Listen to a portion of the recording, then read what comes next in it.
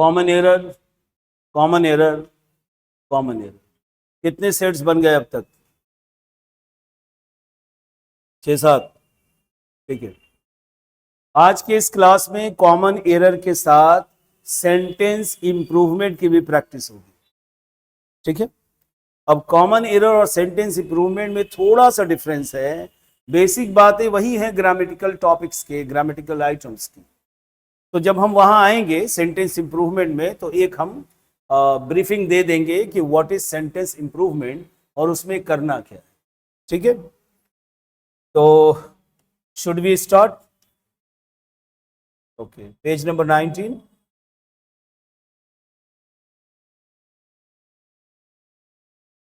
So this is the first question for this session. और ये visibility ठीक है, दिख रहा है सबको? If you had seen yesterday's cricket, I am sure you have enjoyed seeing our team bat. Which part has the error? Which one? Third. Confirm, confident. Is this the correct answer? क्या ये सही है? आप में से कोई? इस पर कई बार बातें हो गई हैं, एक्सप्लेनेशन हो गया है।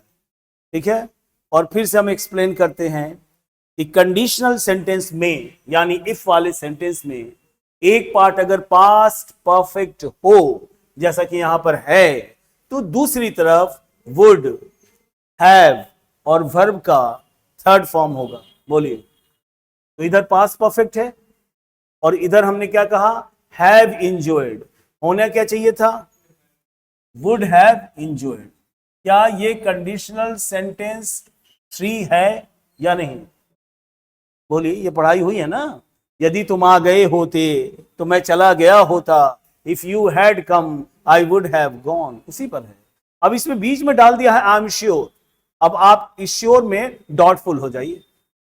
चलिए, come to the next question. The constant shouting of slogans do not solve the problems of the country.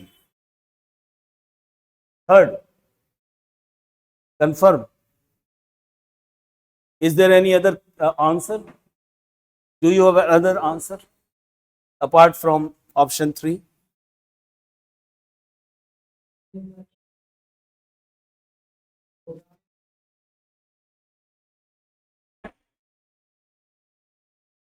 Does any one of you have different answer option? The constant shouting of slogans do not solve the problems. According to you, 3 should be the answer. So what is the problem in that?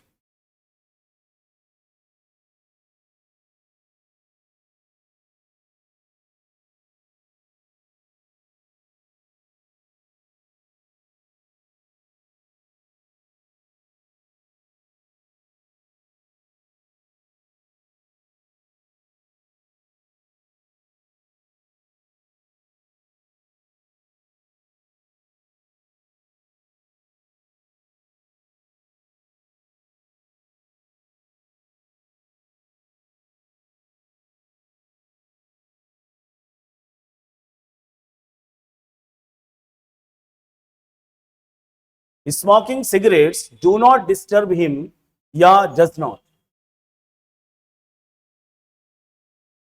बोली ना, do not disturb him या does not? Does not. क्यों? क्यों does not होगा? क्या हुआ, दिक्कत क्या है?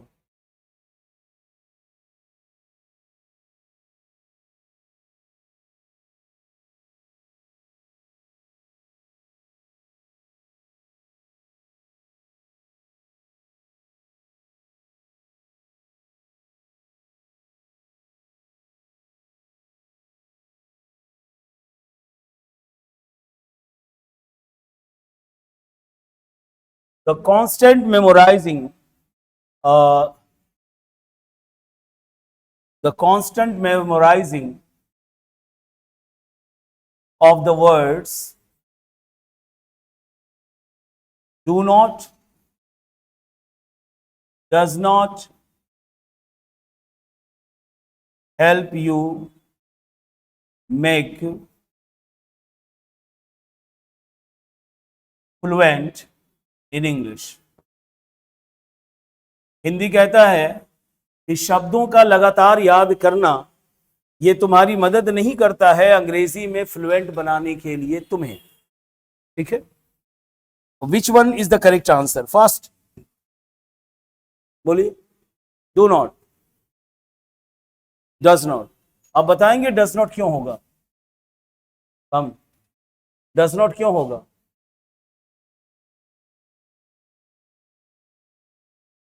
अच्छा, अच्छा, वर्ड्स में एस लगा हुआ है इसलिए डज नॉट होगा। अच्छा, प्लूरल है। अच्छा देखिए, ये कह रहे हैं कि ये प्लूरल है इसलिए डज होगा। तो ये डज सिंगुलर है या प्लूरल है? ऊपर वाले में क्या होगा? अच्छा, हमको आप ये बताइए कि डज नॉट सिंगुलर है कि प्लूरल है? बंद कीजिए। सिंगुलर है, तो ये सिंगुलर है। कह रहा है कि सिगरेट पीना उसे डिस्टर्ब नहीं करता है। क्या डिस्टर्ब नहीं करता है? सिगरेट पीना। तो what is the subject of the sentence? Smoking. तो स्मोकिंग इज इंजूरियस या smoking are? Smoking cause cancer या कॉजेस? तो स्मोकिंग डू नॉट या डज नॉट? तो सिर्फ शब्दों का लगातार याद करना तुम्हें फ्लुएंट नहीं बनाता अंग्रेजी में। तो क्या तुम्हें फ्लुएंट नहीं बनाता? याद करना। ठीक है, तो प्लेइंग इज गुड की प्लेइंग आर गुड? तो मेमोराइजिंग डज नॉट की डू नॉट? तो देखिए यहां पर the constant shouting of slogans do not solve the problem या does not? The correct answer is do not की जगह पर क्या होगा? डज नॉट होगा। कोई डाउट है तो पूछिए। कांस्टेंट मीन्स लगातार। कांस्टेंट मीन्स लगातार। लिखना है तो लिखिए।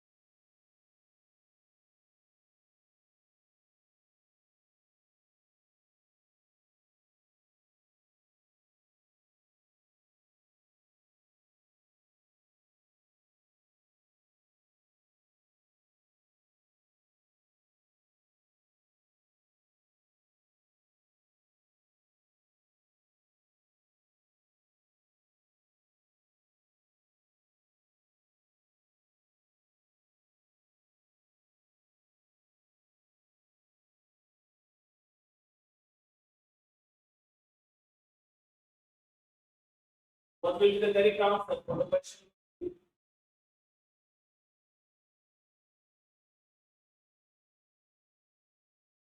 What will be the correct answer? बोलिए।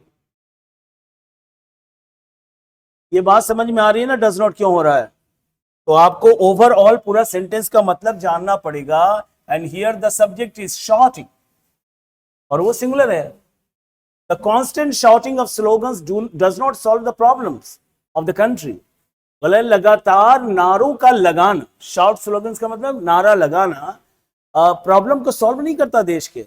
बोलिए sentence number, question number 3। The number of students appearing at the written examinations increase every year.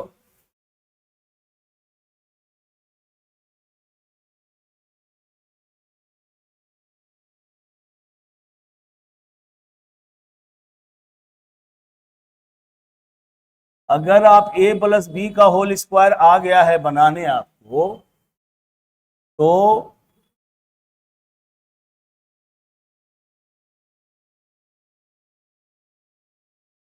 ये बनेगा कि नहीं बनेगा? तो आप ये बना पाते हो और इसमें कह रहे हो कि नहीं बन रहा है, या फिर आप सरेंडर कर रहे हो, बिल्कुल अपने आप को छोड़ दे रहे हो कि नहीं सर नहीं बन रहा, तो ये गड़बड़ है ना। आप देखिए ना क्या है यहां पर,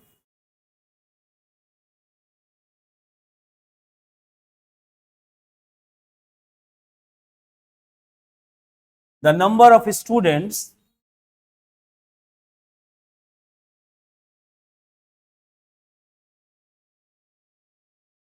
आप बताइए फास्ट क्या होगा आंसर, लगाइए उसको। The number of students is increasing की आर, हिंदी कर लीजिए ना। The number of students is increasing की आर, हिंदी कीजिए, हिंदी कीजिए ना। छात्रों की संख्या बढ़ रहे हैं, बढ़ रही है, क्या बढ़ रही है, तो बढ़ क्या रही है, मेन वर्ड क्या है, तो नंबर इज की नंबर आर, नंबर इज, बोलिए, ऐसे बढ़िए ना, तो शुरू में ही बताए थे आपको। The number of students appearing at the written examinations, कह रहा है लिखित परीक्षा में शामिल होने वाले जो छात्रों की संख्या है वो प्रत्येक वर्ष क्या होता है, इंक्रीज करता है, तो इंक्रीज की इंक्रीजेस, तो ये क्यों नहीं दिख रहा है आपको, बोलिए। क्या ये क्वेश्चन इसी पर आधारित है कि नहीं, तो आप कह रहे कि नहीं, वो रसगुल्ला टाइप का बॉल दीजिएगा ना तो हम छक्का मारेंगे, अगर बॉल को थोड़ा घुमा कर फेंका तो हम आउट हो जाएंगे, ऐसा थोड़े होगा। चलिए आगे, next, the gentleman together with his wife and children were drowned.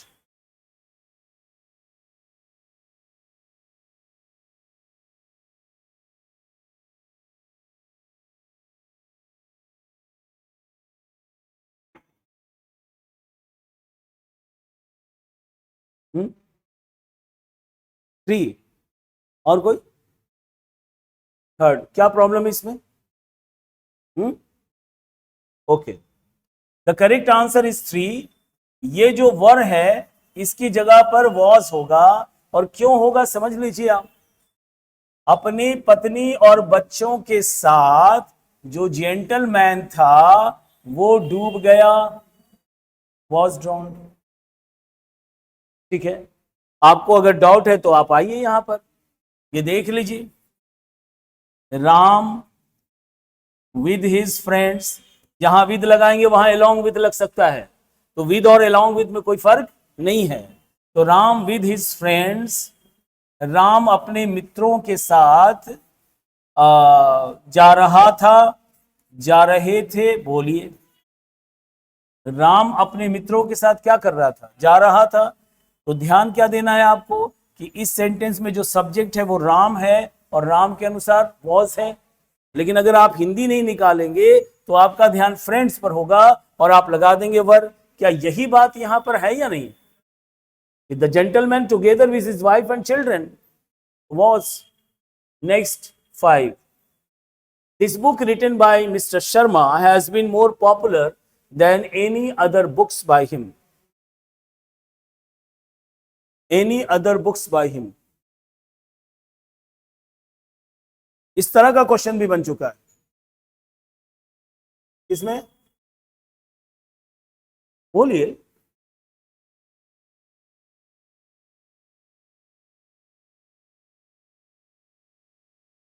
Any मतलब कोई, एनी मतलब कोई, तो हिंदी की बात करें कोई लड़का या कोई लड़के, बोलिए, कोई लड़की या कोई लड़कियां,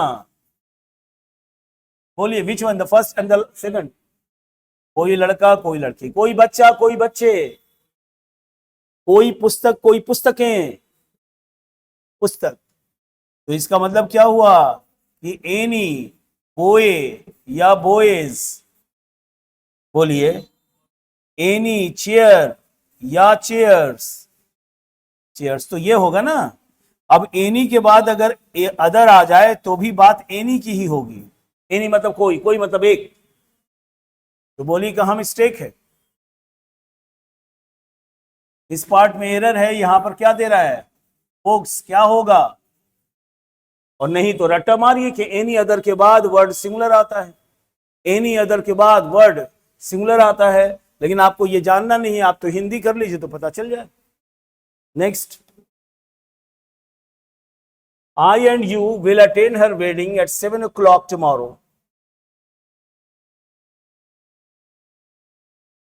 I and you will attend her wedding at 7 o'clock tomorrow. Third, बोलिए, इधर से आवाज नहीं निकल रही कहीं से, क्या हुआ? Are you okay? फिर क्या आपको नहीं पता है कि ढेर सारा अगर प्रोनाउन आ जाए तो उसका 231 होता है या 21 होता है या 31 होता है? बोलिए, पता है ना कि ढेर सारा अगर प्रोनाउन आ जाए तो यू, ही एंड आई होता है, या यू एंड आई होता है, या ही एंड आई होता है। बोलिए, तो आपको ये नहीं दिख रहा है क्या? यहां पर कह रहे हैं आई एंड यू, बोलिए तो क्या होगा? प्रॉब्लम, बोलिए, ये पढ़ाई हुई है ना? तो फिर हाँ, तो आपको ऑर्डर पता है ना, आपको ये पता है ना कि अगर ढेर सारे प्रोनाउन आ जाएं तो हमेशा जो सेकंड पर्सन है यू, वो हमेशा एक नंबर पर होगा। और अगर ऐसा नहीं दिया तो मिस्टेक, यू एंड आई गलत होगा या आई एंड यू गलत होगा? आई एंड यू। आपको यहां समझना चाहिए कि अच्छा हाँ ये तो पढ़ा हुआ है, फिर कैसे मन से निकल गया ये? Don't respect such persons who have no respect for elders. Again the repeated question. It has already been done several times, 2 or 3 times. And the question is related to relative pronoun. Relative pronoun. Third में है, क्या problem है? Third में ठीक है, third में है, लेकिन what is the problem, what is the error? तो क्या होगा? आपको नहीं बताया गया है कि अगर सच आ जाए सेंटेंस में तो वहां पर एज का प्रयोग होता है, तो ये नहीं होगा, एज होगा, सच एज। कुछ ऐसे लोग हैं जो खतरों से खेलते हैं, there are such people as play with danger. याद है? ये सेम सेंटेंस हमने लिखवाया था, याद आ रहा है? अब next, one of 3 men, which do you think is going to prove more useful? यहां कॉमन सेंस अप्लाई करेंगे तो बनेगा ये पढ़ाई नहीं हुई है, और जो पढ़ाई हुई है वो एरर नहीं है उस पार्ट में।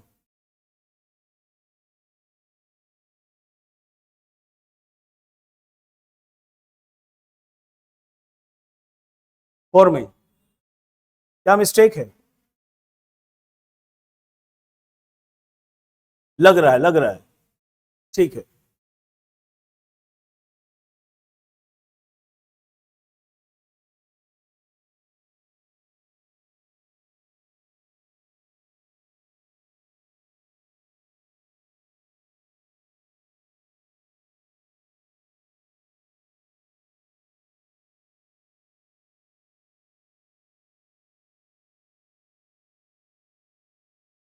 ये 2 ऑप्शन है, 3 लोगों में से कौन अधिक अच्छा है या कौन सबसे अच्छा है? 3 लोगों में से 5 उंगलियों में से कौन सबसे लंबी है या कौन ज्यादा लंबी है? कौन सबसे लंबी है? और 2 उंगलियों में कौन? तो बात कितनी की हो रही है? 3 क्वेश्चंस की। तो जो एरर है, तो जो पार्ट आपने चूज किया that is the correct answer. 3 questions asked in the examinations are, कौन सा था? Of the 3 men which do you think is going to be more useful? तो क्या होगा? बोलिए, मोस्ट यूजफुल। ये डिग्री का प्रश्न है, we have not studied degree so far, ठीक है, लेकिन मैंने कॉमन सेंस की बात की तो बन गया। चलिए, ये क्वेश्चन जो बन रहा है ये नहीं समझेंगे कि क्वेश्चन आज बना उसके बाद समाप्त। इस क्वेश्चन को जितनी बार बोलेंगे एक्चुअली घुर घुर कर कहीं ना कहीं लौट कर आएगा यही सारे क्वेश्चंस, ये रिपीट होंगे क्वेश्चंस। अरे जो इंग्लिश का सिलेबस है वहीं से आने को है ना, कि बाहर से कोई आ जाएगा। The questions asked in the examinations are so difficult that no student can solve them. किस पार्ट में एरर है? इसमें बड़ा सा सिंपल सा है, आप लोग इतना ब्लंडर कर रहे हैं। Can, could, will, would, shall, should के बाद वर्ब अपने फर्स्ट फॉर्म में आता है, तो आपको क्यों नहीं दिख रहा कि कैन सॉल्व है? बोलिए, शैल, शुड, विल, वुड, इतना साफ साफ दिख रहा है। I am tired as I am working since 7 o'clock, again very simple question, बोलिए। I am tired as I am working since 7 o'clock in the morning, सुबह 7 बजे से मैं काम कर रहा हूं, मैं थक गया हूं। किसमें? वन में, टू में? टू में, वन में कैसे?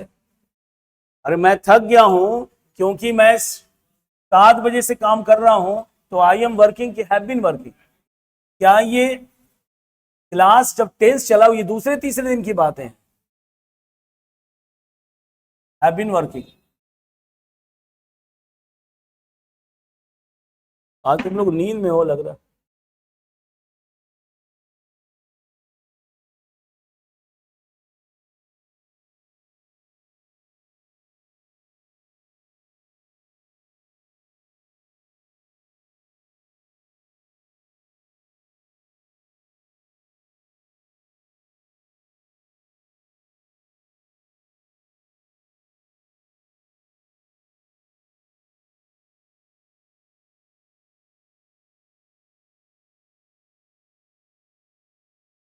Now come to the second part of the practice. This is the second segment. इस सेगमेंट में बात करेंगे कॉमन एरर की नहीं, सेंटेंस इंप्रूवमेंट की। तो जिन लोगों के लिए सेंटेंस इंप्रूवमेंट नया है वो समझ लें कि what is sentence improvement. Okay, pick up the most effective word from the given words, italicise phrase to make the sentences meaningfully complete.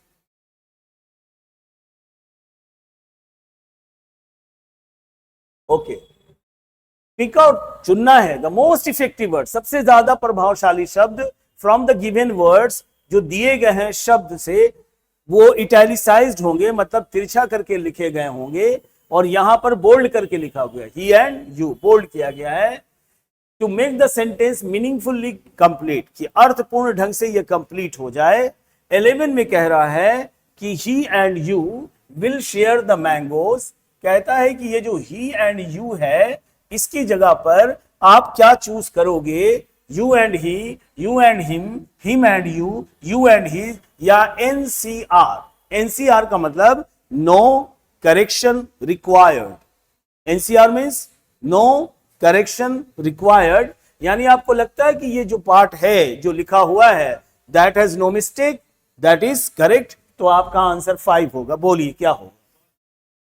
First, you and he. ऐसा क्यों होगा?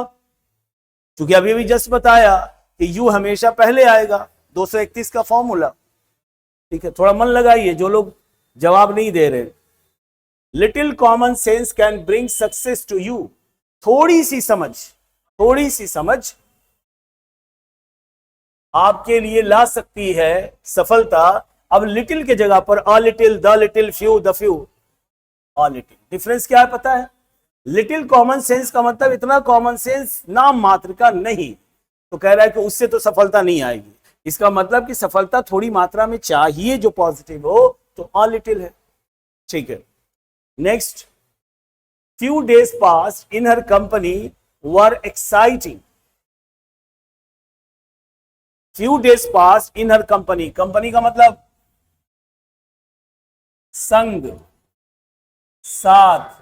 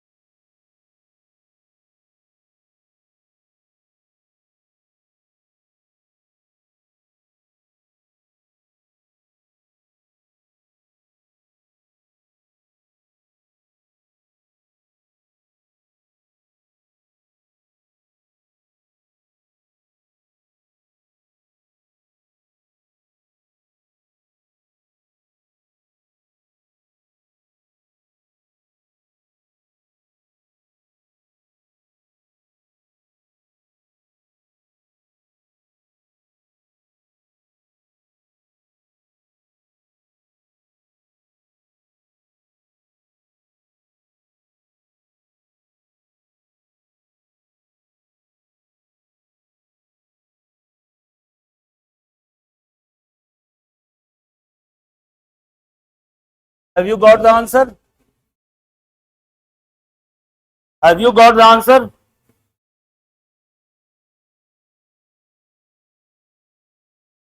बोलिए।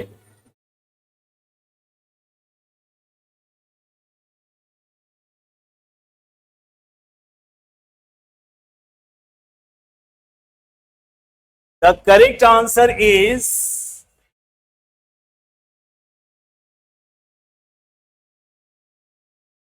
पहले तो डेज जो है वो काउंटेबल नाउन है, और काउंटेबल नाउन के साथ लिटिल का प्रयोग नहीं होता, लिटिल का प्रयोग नहीं होता, फ्यू का प्रयोग होता है। और द क्यों लगेगा? द इसलिए लगेगा कि जो कुछ भी थोड़ा सा दिन मैंने उसके साथ गुजारा वो एक्साइटिंग था। क्वेश्चन नंबर 14 देखिए, आवाज थोड़ी देर में कम हो जाएगी।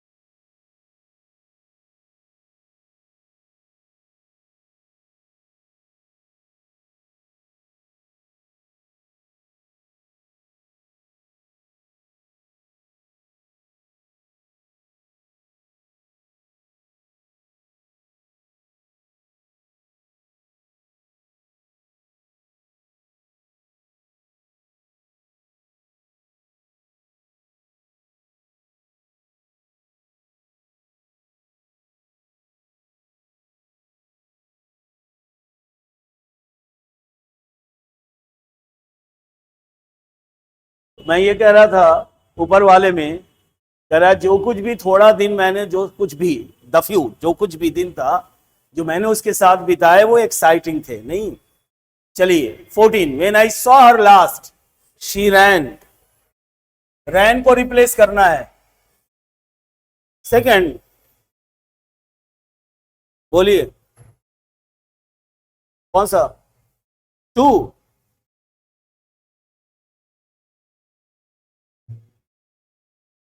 जब मैंने उसे अंतिम बार देखा था ना, तो वो बस के लिए दौड़ चुकी थी कि दौड़ रही थी? जब आज क्लास हो रहा था ना, जब सर ने जैसे पढ़ाना शुरू किया, बाहर से ढोल नगाड़े की आवाज आ चुकी थी कि आ रही थी? समझ में आ रही बात?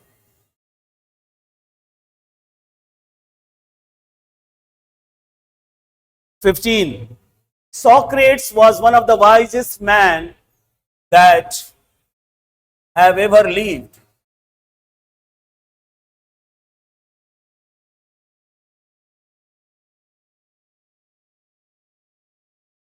Option.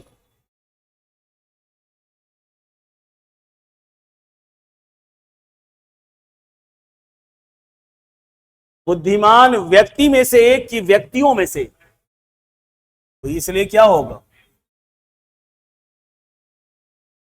इसका हिंदी है कि सोक्रेट्स सबसे महान बुद्धिमान व्यक्तियों में से एक थे जो अब तक जिए हैं, जो अब तक रहे हैं।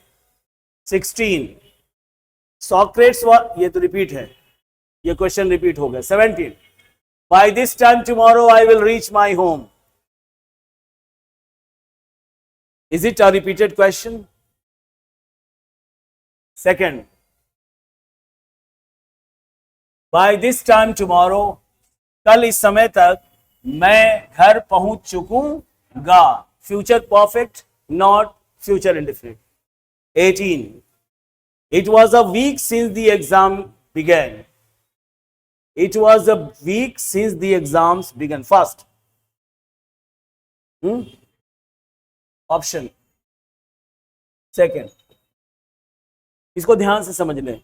एक तो नियम की बात कर ले कि सिंस से अगर कोई सेंटेंस दो जुड़ा है तो इधर वाला पास्ट इंडेफिनिट होगा और इधर वाला प्रेजेंट परफेक्ट होगा। लेकिन इस पर एक स्ट्रक्चर लिख लें तो बात स्पष्ट हो जाएगी। स्ट्रक्चर ये है कि मुझे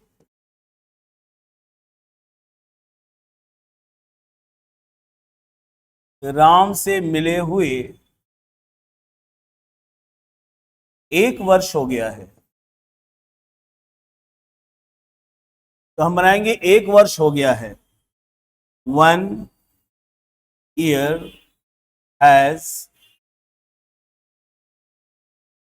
1 year has passed since I met Ram. Since के पहले वाला सेंटेंस प्रेजेंट परफेक्ट में, सिंस के बाद वाला सेंटेंस पास्ट इंडेफिनिट में, इसलिए आंसर क्या होगा? ठीक है, आगे चले।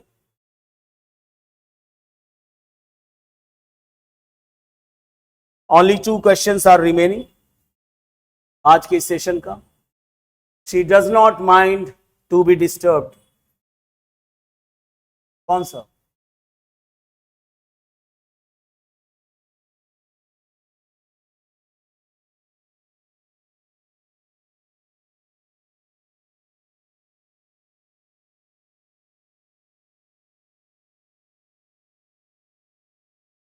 माइंड के साथ वर्ब फोर्थ फॉर्म में आता है और माइंड के साथ कोई प्रीपोजिशन इस्तेमाल नहीं होता। I do not mind dancing, तो इसलिए आंसर क्या होगा? Being disturb. अब इसमें 2 ऑप्शन है, जो 2 लगाने की गलती करेंगे तो गड़बड़ हो जाएगा। माइंड के बाद कोई प्रीपोजिशन नहीं आता। I shall be honoured if you would accept my offer, ये कंडीशनल सेंटेंस है, बोलिए। आपको रिप्लेस करना है इसको, जल्दी कीजिए, इसमें गलती जो है वो माफी के लायक नहीं है। तो हम तो कह रहे हैं कि गलत हो रहा है ना।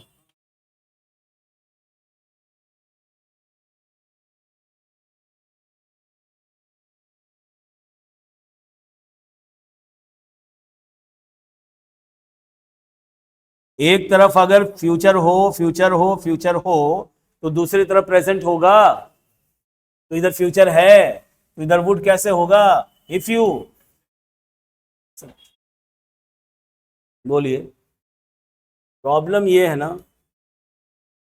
कि कभी कभी आप ऐसे बिहेव कर रहे हैं जैसे you know nothing, you don't know anything, पता नहीं ब्लैंक चल रहा है ऐसे, और जब मैं एक्सप्लेन कर रहा हूं तो लग अच्छा हाँ ये तो था, ये ऐसा है। तो ये प्रैक्टिस की कमी है, आप घर पर देख नहीं रहे। कंडीशन सेंटेंस से 2-3 सवाल थे, आसान था बिल्कुल। बोलिए।